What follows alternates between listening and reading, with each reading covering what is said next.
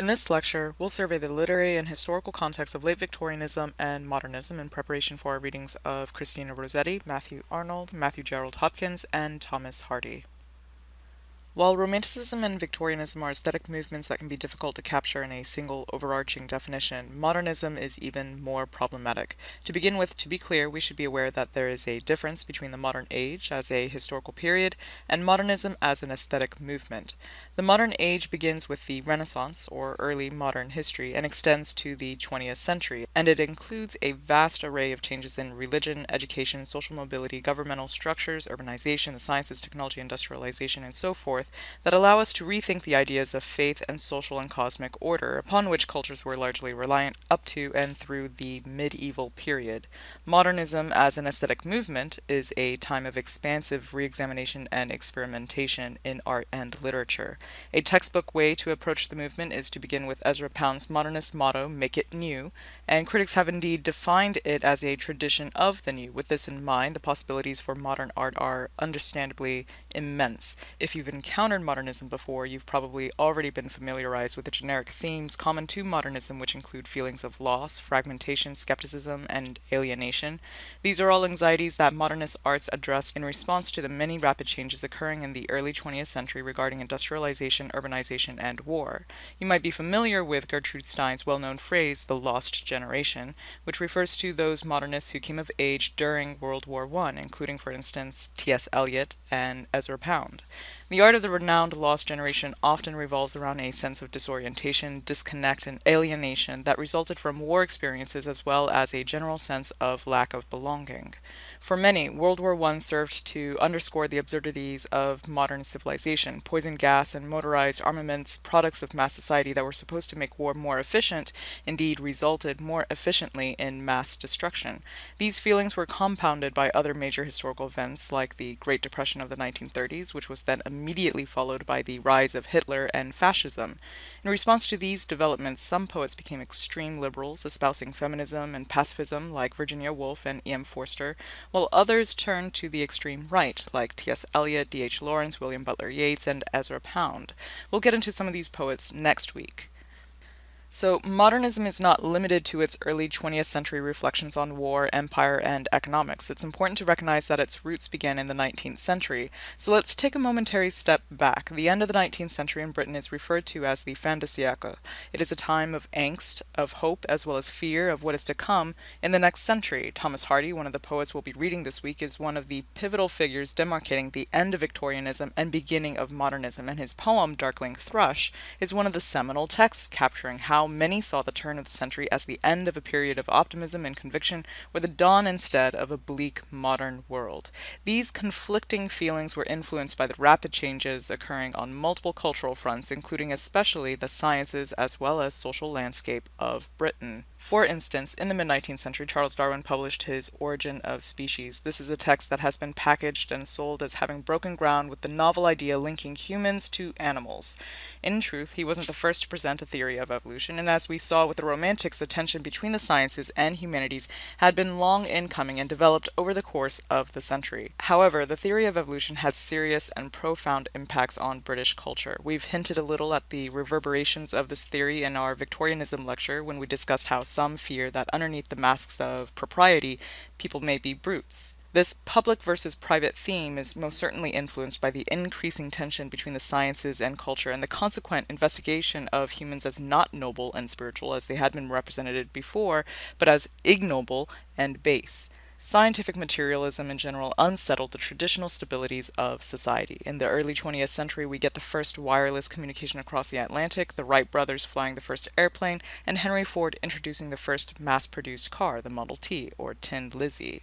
The point I'm getting at then is that empiricism and scientific materialism weakened the influence of organized religion. The theory of evolution in particular had deep impacts on the way people engaged with religion, resulting in what we call a period of a crisis of faith. Since the theory of ever-evolving species conflicts with the theological belief that all creatures have an unchanging place in the hierarchy of God's creation, as well as challenges the superiority of humans in this hierarchy, people began struggling with feelings of skepticism and doubt. William Butler Yeats, whom we will read next week, famously wrote that things fall apart, the center cannot hold. And this really perfectly captures the sense of loss those in the fin de siècle felt. On the social front, the shape of British society was also changing. The role of women was ever evolving, and we now have what is called the new woman. The new woman can sometimes be imagined as essentially the new man. She carries many of the qualities that would be associated with masculinity. She works in public spaces or outside the home. She's informed on and can challenge men in conversations about politics, economy, and science. She's sexual, aggressive, and defiant, and so forth. By the mid-century, British women were becoming increasingly aware of their basic human rights. Immediately preceding the publication of Goblin Market, Harriet Taylor Mill had released her feminist manifesto, Enfranchisement of Women, and shortly thereafter, the Matrimonial Causes Act had passed in 1857. Groups were also beginning to form to assist in the rehabilitation of so-called fallen women, or women who had succumbed to the rampant prostitution market of England. In the late 19th century, it is recorded that there may have been anywhere between 5,500 prostitutes to 220,000 in London alone. The problem, of course, was that before we get to the end of the century, women, especially of the middle class, were faced with two basic choices: the marriage market or prostitution. And there was a real problem with women being victimized by men who maybe promised marriage and then abandoned them or even took advantage of them in youth. Keep in mind that the age of consent in Britain was only raised to 13 years old in 1875, and that once a girl or woman was no longer a virgin, her value as a proper middle class wife was lost. Christina Rossetti, one of our poets for the week, was actually very active in the reformative Anglican sisterhoods that sought to help these women get back on their feet by finding them respectable work. Another piece of evidence that exemplifies just how inequitable the situation was for women in the late 19th century is the passing of the Contagious Diseases Acts of 1864, 66, and 69. These acts were meant to curb the spread of venereal diseases in the populace, which had been identified as something tantamount to a national threat since it was often soldiers who were most severely affected. But in an attempt to address the problem, they targeted only the female prostitutes and not the male clients. So while women poor in health and status were locked away, infected men were privileged as patients, and this effectively shifted the blame and normalized the criminalization of underprivileged women and victims. We see these issues this week articulated colorfully by Christina Rossetti's Goblin Market. So then the fin de siècle was a time of change. The Married Women's Property Act of 1882 allowed wives to finally own property in their own right. As the century droned on, women were admitted to various universities, and by 1918, the long fight for women's suffrage was finally won for those over the age of 30 and over. This was then changed in 1928 to include women 21 years old and over. As the face of British society continued to rapidly change, so did the literature. We've mentioned before that Victorian literature is marked by its prose rather than poetry, and some of you might be familiar with the well-known genre of Victorian realist novels. Realism is what it sounds like, an aesthetic that details the common everyday life, people, scenes, and events of the lower middle classes, often with special focus on social issues.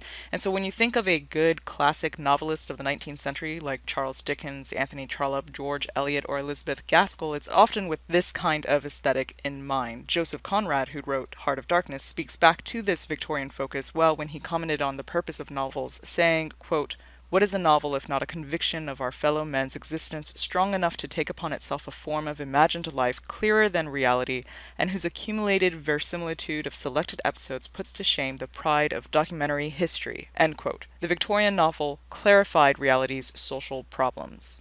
But alongside this development of realism in Britain was another movement called Aestheticism. Aestheticism refers to the idea that we create art for art's sake. While realism seeks to impact the shape and structure of society, the perspectives we have of race, gender, class, disability, politics, imperialism, science, and so forth, as well as our main ideologies, norms, and mores, aestheticism is only concerned with beauty.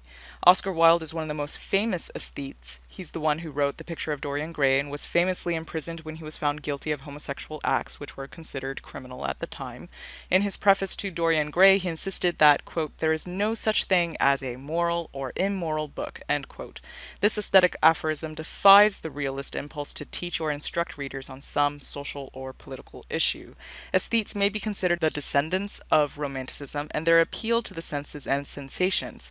But aesthetes differ from the Romantics in that they often try to compensate for the ordinariness of common everyday life by laying out all of society's decadent and degenerate peoples and scenes. Opium dens, bigamy, murder, incest, adultery, fraud, and so forth are all things that might happen to appear in aesthetic literature. We might connect this decadent streak in the fin de siècle back to the anxieties again caused by the theory of evolution and crisis of faith. Once again, the prospect that humans are merely animal opened the doors to questioning all the high-mindedness previously associated with what it meant to be human. No longer is it necessary to think that there is a moral or spiritual purpose or burden in life. Instead, aestheticism swoops in to offer a new way to make meaning out of life by not examining what truth is or what it means to be good, but rather what pleases and titillates us. This decadent lifestyle is also what influenced the investigation of the Victorian public versus private motif discussed in our previous lecture. The Victorian aesthetes are the ones who began exploring the more gratuitous side of art, literature, and living. I mention aestheticism because in some ways this movement put into practice the feelings of alienation that came to define modernist literature. That is, by the time we get to the modernists, one of the defining features is the rift between the public and artists. Modernists can be typified as either high or low. High modernists are extremely elitist because they argue that only a few can truly understand the esoteric insights of modern art. High modernists are the ones who are especially known for being experimentalists. They often mix together different traditional and new modes, risking incoherence in order to challenge the audience's preconceptions of the known world.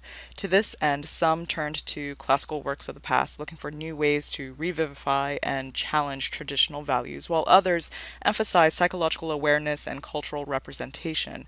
In some ways, modernism can be seen as striving towards a democratic form of art, seeking to liberate audiences of the strictures upheld by traditional hierarchies like patriarchy and white superiority, and this is in part the root of the contradiction in modernism, because on one hand, if the art is truly accessible to the masses, then it is considered low art or popular culture. But at the same time, modernists often strove for a level of experimentation that could be fatiguing for the lay reader, and these are our true high modernists. We'll see this kind of modernism next week in those like T.S. Eliot and Virginia Woolf. Once again, the point is that modernists not only articulated a feeling of loss and alienation as a result of the rapid changes happening in society, but they also created their own experiences of loneliness, arguably intentionally alienating themselves from audiences through their experimental art. And aestheticism is one of the roots of this kind of disorienting and alienating aesthetic.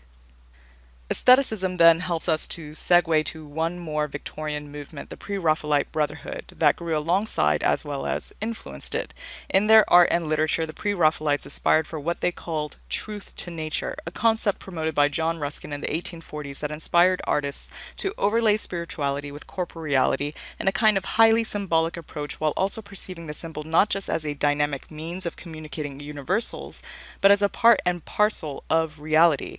Because of this highly symbolic perspective, critics have said that Pre-Raphaelite literature is like a kind of pictorial poetry or visual verbal aesthetic that unites concrete scenes with abstract ideas. Thus you get some Pre-Raphaelites who, like Christina Rossetti, employ an abundance of imagery to multiply the beauty of visual forms with invisible truths, and thus encourage a potentially ceaseless exploration of the ineffable through concrete allusions and symbols. Originally, the movement had developed in response to what the Pre-Raphaelites felt were the overly rigid conventions of post-Raphael art, or art that comes after and shapes itself on the artistic conventions of the early Renaissance Italian painter Raphael.